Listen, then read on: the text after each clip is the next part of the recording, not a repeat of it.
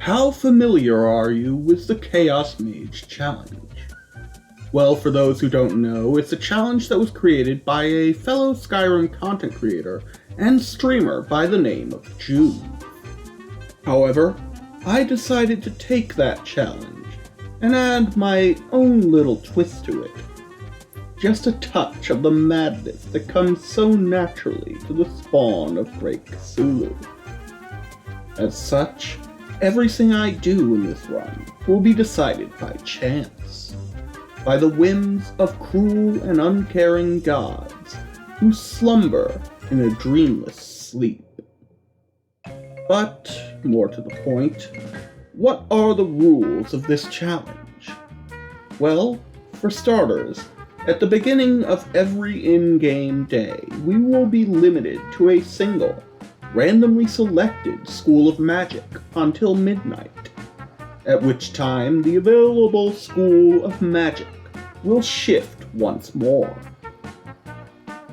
Second, we will be assigned a task at random at the start of this adventure. However, we do not get a new task until we have completed the previous one, and it is also randomly selected. This will hopefully prevent us from rushing through the questline, whose completion is our ultimate goal, and add a bit of variety to our journey. But what is our ultimate goal? Well, we want to become the most powerful mage in Skyrim, and ascend the hierarchy of the College of Winterhold. That means we have to complete the College of Winterhold questline in its entirety.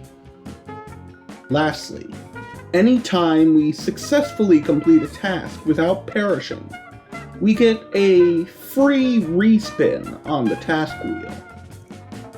This will incentivize me to play carefully and not be reckless with my limited health pool, as I've also forbidden myself from doing any off-screen grinding in this run. The only way I can level up is to do so through being assigned by the task wheel to clear a dungeon or complete a side quest. I am, however, allowed to buy new spells at my leisure. But enough talk. Let's see what Fate's Whims deliver us today.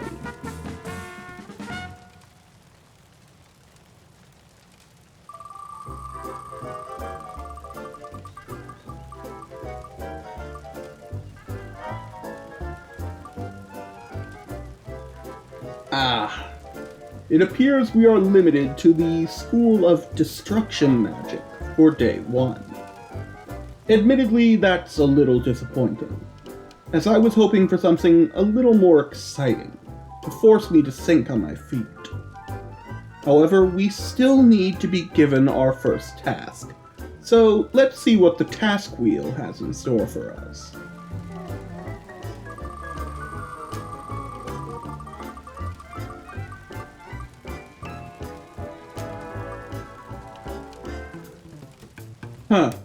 Not bad. We got a random dungeon as our first task to complete. But the question remains, which dungeon will it be?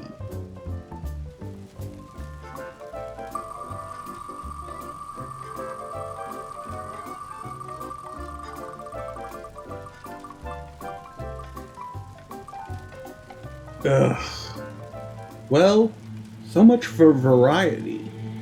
It has unfortunately selected Bleak Falls Barrow as the dungeon we must conquer. Now, while it's iconic, it's still largely the same dungeon everyone knows, despite the overhauls I've applied to it. Love it or hate it, you are likely very familiar with every twist and turn of this Nordic Barrow. So enough witty banter. Let's get a move on. Now then, as you may have noticed, we're starting in Helgen. Yet it's somehow not a burning ruin. If anything, it's a thriving and well-fortified town. Well, it just so happens that we're playing with the alternate perspective mod, which delays the start of the main story and thus delays Helgen's destruction. It also attempts to recreate the town prior to its destruction as faithfully as possible. As such, you'll likely see several familiar faces. However, I did give us some starting gear and money so as to avoid the boring grind that usually encompasses much of the early game. More to the point, we'll be stopping by the inn and general store here in Helgen to grab some supplies before we make our trek down the mountainside.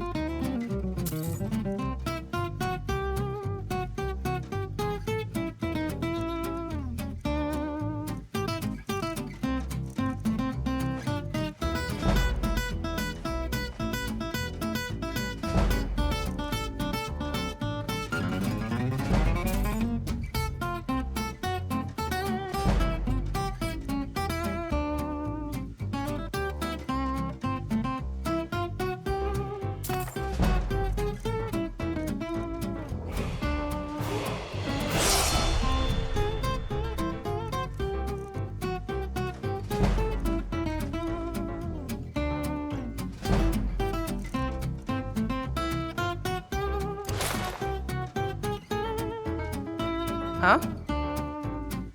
Let's sate that appetite, hmm?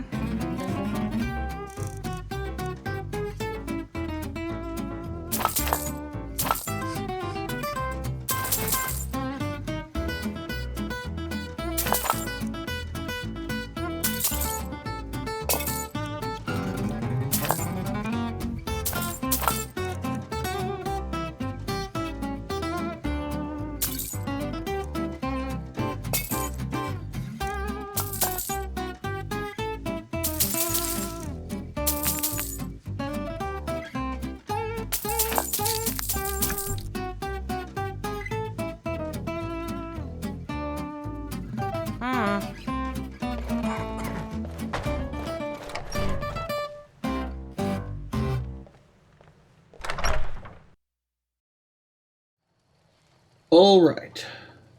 Having stocked up on what supplies were available here, I think it's time to head down the road a ways, until we reach the quaint little town of Riverwood.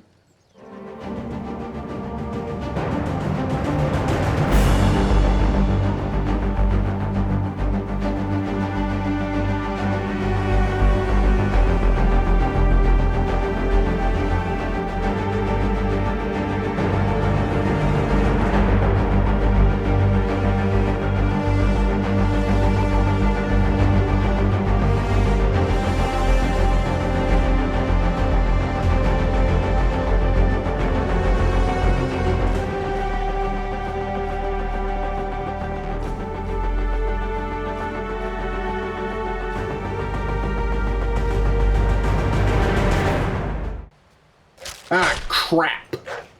Full stop.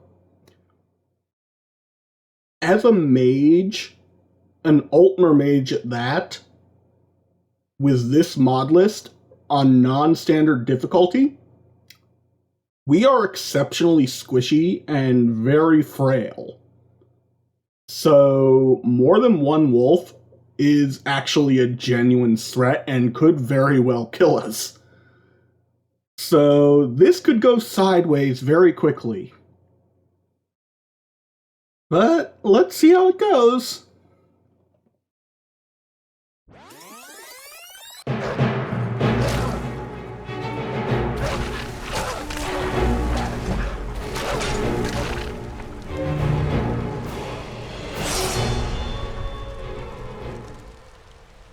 Huh.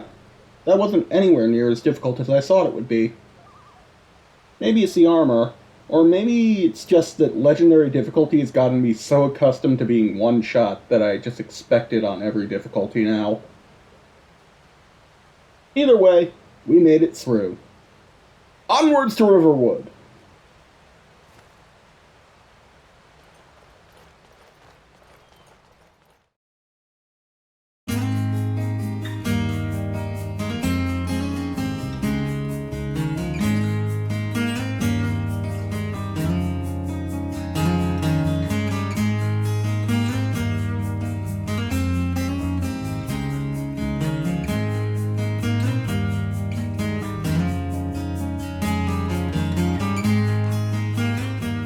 At last, we've reached Riverwood, and it goes without saying that it's just another minor pit stop for us, where we'll pick up more supplies before heading up the mountain towards Bleak Falls Barrow. After all, I want to manage this in one attempt, so forgive me if I'm stacking the deck in my favor as much as possible with supplies and preparation.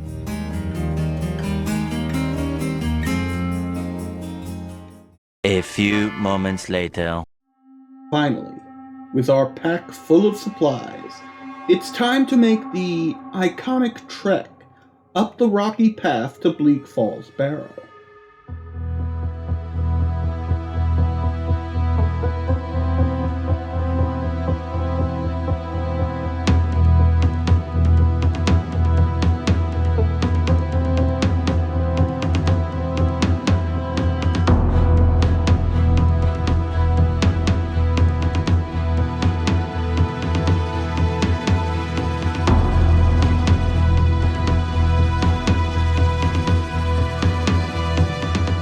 Alright, it's time to deal with our first major obstacle, specifically the Bandit Tower. It's that structure over there, perched on the cliffside, which stands watch over the pass. The tower itself provides shelter to a bandit chief, a bandit warrior, and a singular bandit archer. Now, archers in particular are incredibly dangerous for us due to the archery overhaul mod, which causes their arrows to apply a bleed effect that can quickly drain our limited health pool. Ultimately, this means that if the archer manages to land a single hit, that might be enough to end us right here and now. So, here goes nothing. Wish us luck.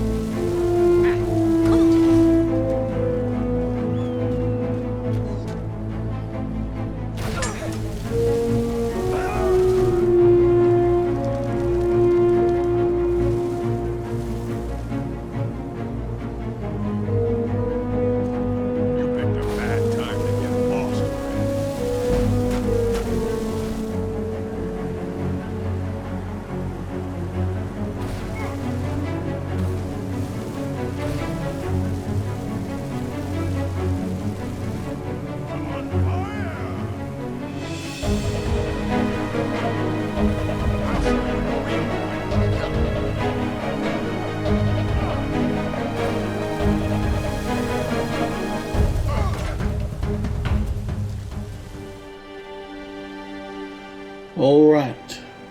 We've conquered the first major obstacle in our path, but the cold is getting to us.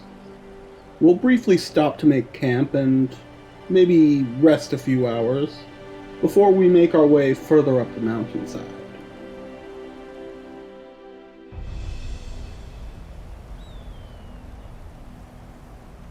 Now, I hope you haven't had your fill of bandits yet, because there's far more lying in wait up ahead. They've constructed a sizable camp, nestled under the cover of the massive Nordic structures that comprise the exterior of Bleak Falls Barrow. I don't have an exact count, but I do know that there are a handful of archers and a few warriors amongst their numbers. So this will be a tough fight, but one that we'll have to overcome if we hope to enter the Barrow and accomplish our first task.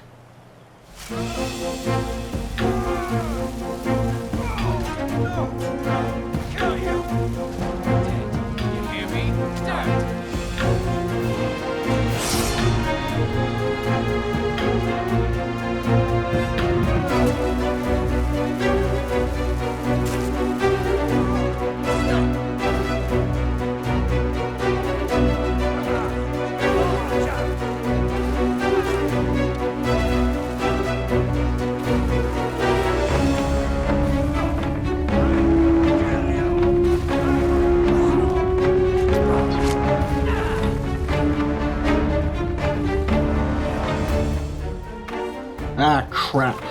It's hit midnight. That means our School of Magic shifts again.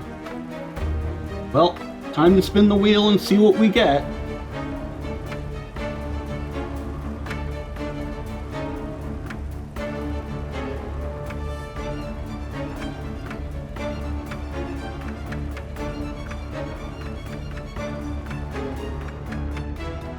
As easily as the flames that flowed from her fingertips formed, did they begin to sputter and vanish into the ether. Waves of all-consuming fire turned to a spray of caustic vapors as her unstable connection to the magic of Mundus shifted once more. For the School of Restoration could just as easily bestow life as it could take it away.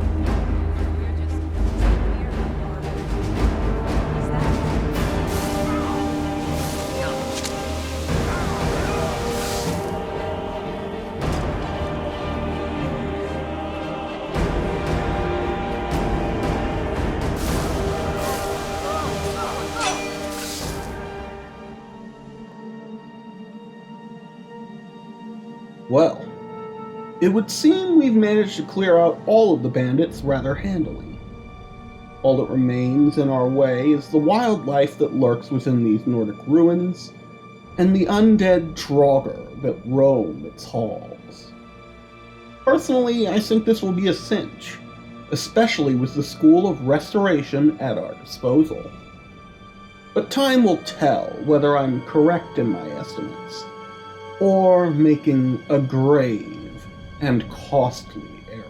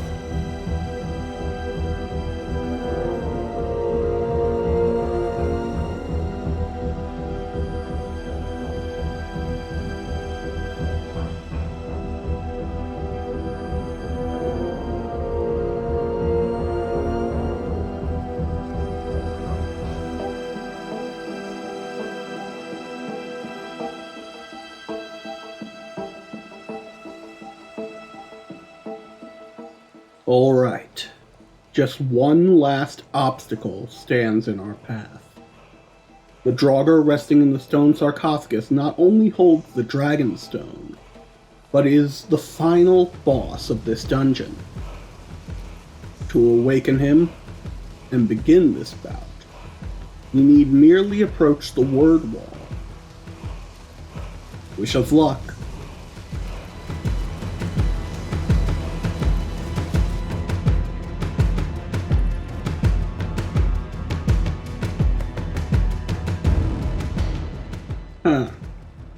Nothing's happening.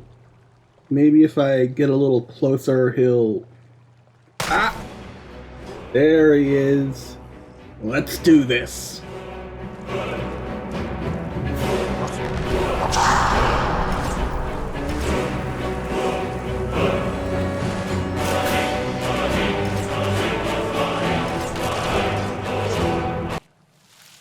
Well, that was anticlimactic.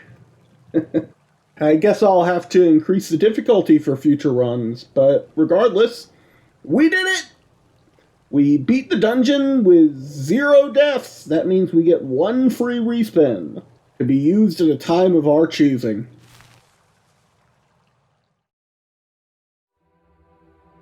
We succeeded. We completed our first task. And in 1 attempt, too. I admit, I was skeptical at the beginning of our ability to tackle a dungeon so soon, even with all our preparation. But we came out on top. Now then, if you found this video entertaining, novel, or at all interesting, why not subscribe for more? After all, there's plenty where this came from, and I intend to take this challenge as far as it can go. With that said, I greatly appreciate you taking the time to join me in my adventures through the wondrous world of the Elder Scrolls franchise. A world which I hold very dear to my heart. Finally, I wish you all a wonderful rest of your day, and I hope we'll meet again. But for now, I bid you farewell.